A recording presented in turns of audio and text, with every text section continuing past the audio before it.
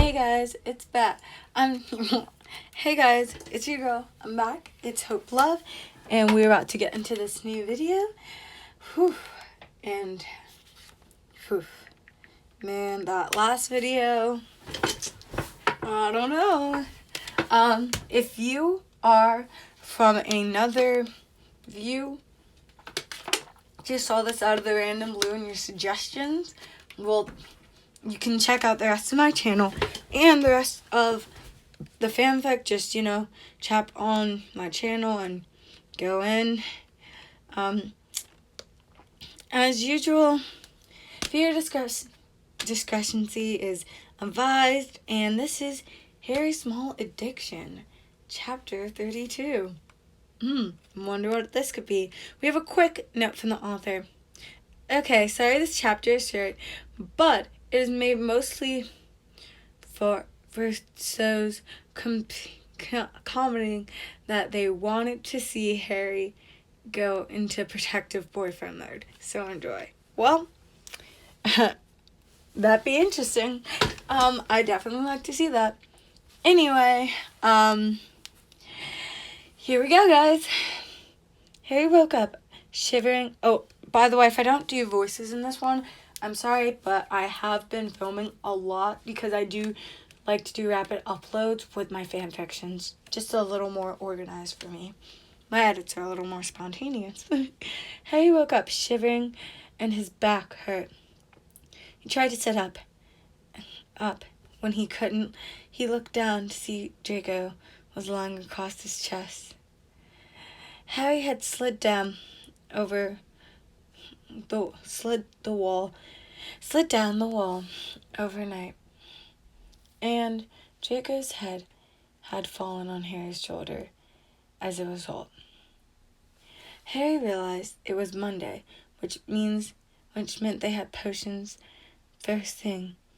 He could cast a quick Tempest and freaked out when it showed in class. He started 10 minutes ago. Draco. No response. Draco, Harry said, shaking him. What? It's early. Go back to sleep, Draco muttered without opening his eyes. It's Monday, Draco. So, potion started 10 minutes ago. What? Draco shot up from so fast. Blood rushed to his head, and he had steadied himself against the wall.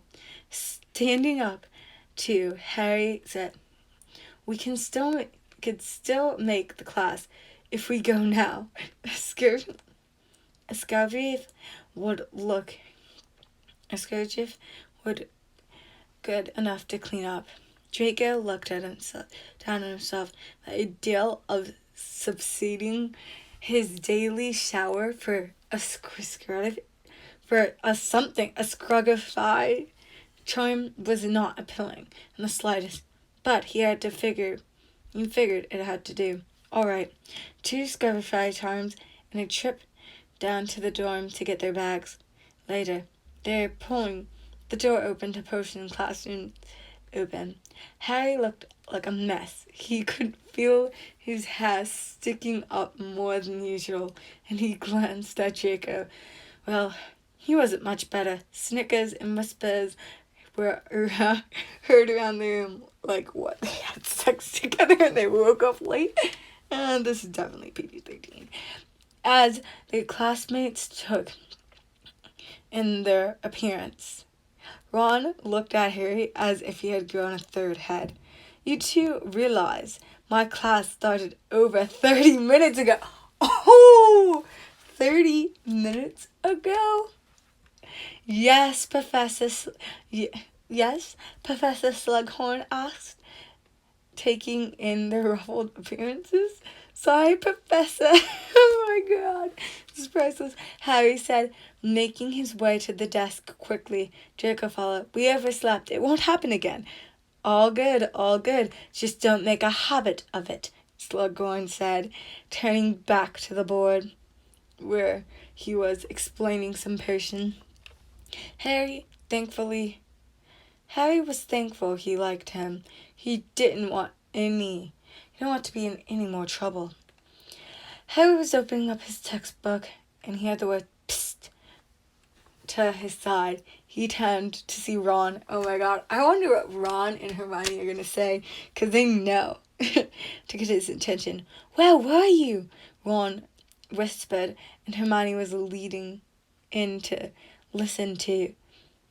You were not in my room when I went to find you." Ron's eyes traveled over to Draco, was trying to ignore Pansy, who was getting his attention. "Either of you."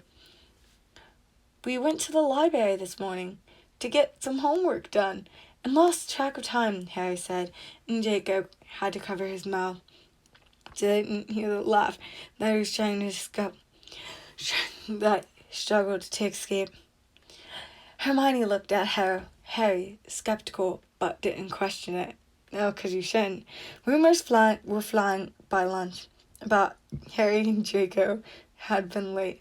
The most popular one was Draco had tried to attack Harry, and this rumor, backed up by the frizzled appearances, Draco and Harry hurried through lunch to go to the library and escape the rumors. They both didn't have classes in the afternoon, and they decided to spend their punishment in the library. The rumors filled their way to the library, though, and Draco found himself receiving multiple glares as he tried to work on his homework. Harry wasn't blind to the looks either. He was just growing more agitated and angry by the moment. After almost 45 minutes of silent stewing, Harry decided to get a new book for his essay. "I'll be right back. I want to get a book." "All right," Draco said, not even looking up from his own Death Eater," Draco heard someone mutter as they walked past. He didn't recognize the kid, but his tie told him he was a kid from Gryffindor. Uh-oh. I don't see this going good. Draco guessed that the kid was probably 6th year. When Draco didn't respond to him, though, the kid seemed to get angrier. "Did you hear me? Why would they let a Death Eater like you in this school?" The kid spat at Draco. Draco tried not to respond and simply gripped the book tighter. "I knew it was only a matter of time until you decided to attack someone. Stay away from us." By the way, he said us.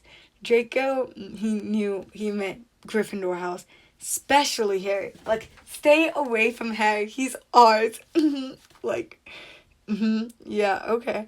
"I didn't." Draco started, but the kid cut him off with staring insults. "What's going on?" Harry said as he caught sight of them. "Ooh, here we go. I was just telling this Death Eater that if he decides to attack you," oh, Harry's gonna get pissed, "attack you or anyone, he's going to have to deal with the whole house too." The kid sneered at Draco. Harry seemed like he was ready to blow up in a sec. Draco suddenly noticed Harry took in a flushed-faced grip of his book. "Harry," Draco started to say, but Harry cut him off. "The rumors are false. You're an idiot, and you're just..." Oh my god! Harry's about to explode.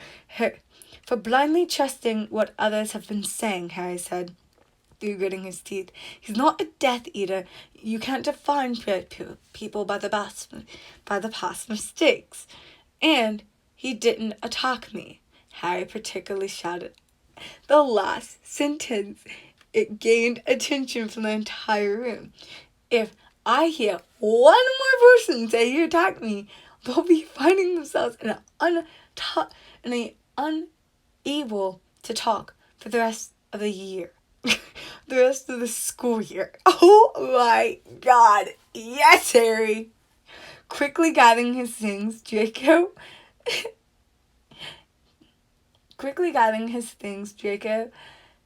things before Madam Prince could come over them and kick them out themselves. Oh, priceless. You don't need to do that, Draco said.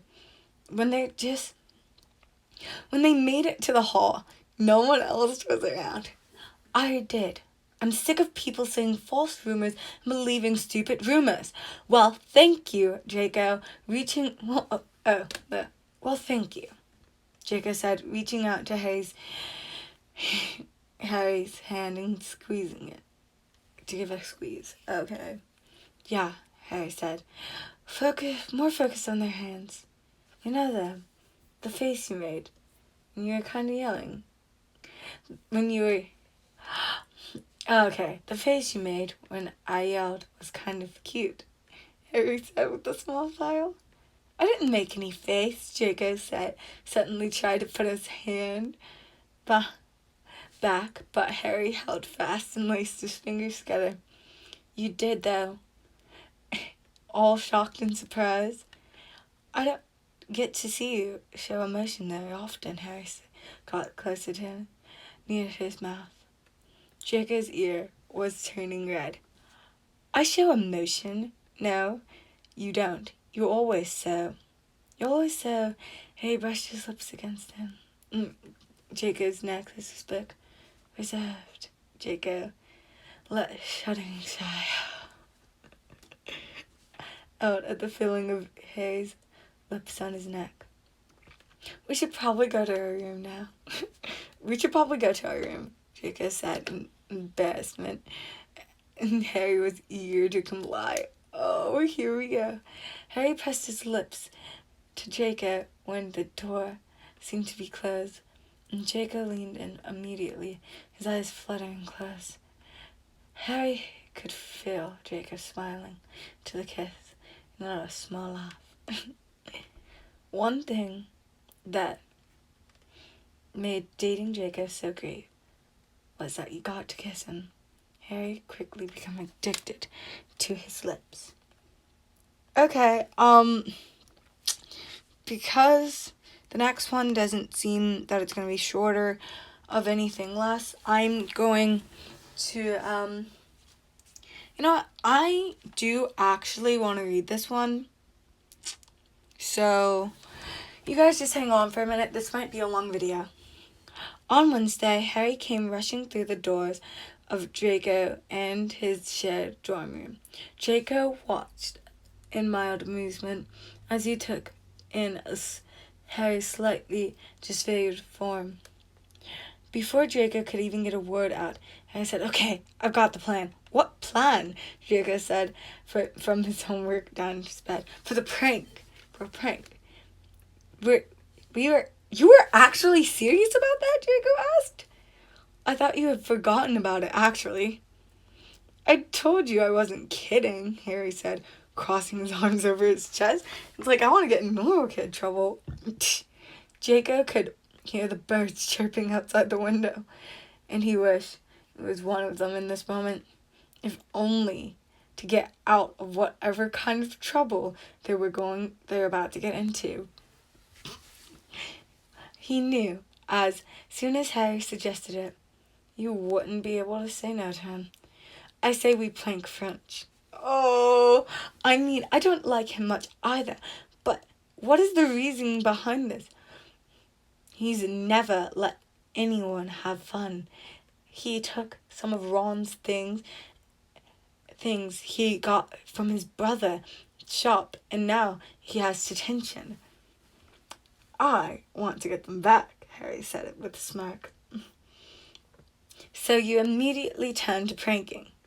He's done it more than once, and I want to get the stuff back. Though there were some fireworks and things that Ron was planning to use when Gryffindor wins against Slytherins at the first match this weekend. Firstly, you mean Slytherin went against Gryffindor? Nope. Secondly, I'll help you get the stuff back only because I'm bored and you promised you I'd help. Yes, Harry said, already celebrating. Not so fast. What was your plan? What's the plan you had? Harry looked up at Draco guiltily. You don't have a plan, do you? Draco said, sighing, rubbing his hand down his face. I do. It was to plank Flinch. It was to plank Flinch and to get Ron's stuff back. Okay, give me a second. I'm drinking my water. And get Ron's stuff back. Get Ron's things back. That's not a plan. That's just an idea. Well, help me come up with one, Harry said, walking over to Draco's bed, flopping down on it. So, what's your plan? Your plan was to decide who pranked, and then come to me to make up the idea, Draco said, smirking down at Harry, who was lying on the bed. I said I'd help. Harry pouted. Sure, Draco laughed, leaning down and placing a soft kiss on Harry's lips. When Harry leaned up to continue the kiss, Draco pulled away, and Harry complained. You wanted to plan a prank, remember? You know, I think kissing you would be more fun, and Ron can always get new stuff, Harry said, eyes remaining closed, silent, in a silent pee. Nope, you said you wanted to prank Flinch. No going back now, Draco said, laughing. Harry put out ground, fell back dramatically. I don't think we'll have enough time to get them back before the match, though, Jacob murmured, already trying to come up with ideas on how to get the fireworks back. Oh goodness. Back, and prank Flinch in the process. Damn, Harry mumbled, still slightly put off. Well, how about you just get the freaking fireworks back, and then how about you prank him later with, like, I don't know, all of the Weasleys plus the Slytherins helping out and Hermione? Because that would be a pretty good bona fide freaking prank there, if you ask me. Jim, who mumbled, still slightly put off by that he wasn't currently snogging with Draco. There was a lot of suits of armor around the office, right? Draco asked, an idea slowly forming in his head the moment after silence. Yeah, I think so. Why? Well, they serve as an excellent distraction, don't you think, Draco? Said, a wild smile across his face. And here we go for a